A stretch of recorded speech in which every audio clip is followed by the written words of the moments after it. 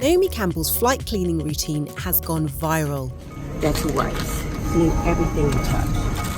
But is the supermodel onto something? I do not care what people think of me.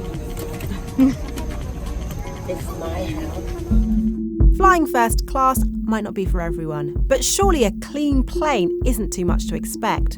In a Which Travel survey of airline cleanliness, Ryanair has been named the filthiest operator, with more than half of passengers we spoke to unimpressed.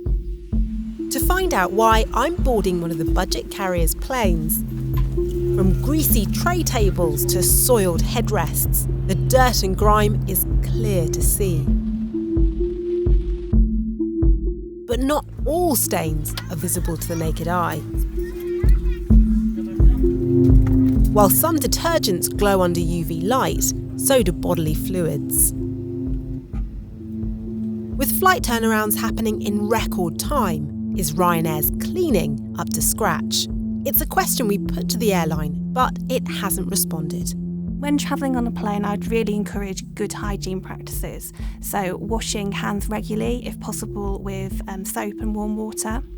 Disposing of tissues properly after you have blown your nose, and if you have a cut or graze, to keep that clean and covered.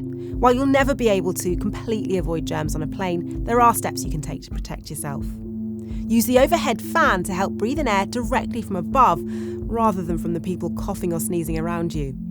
Avoid aisle seats, which are often grimier thanks to all the people touching them as they walk by.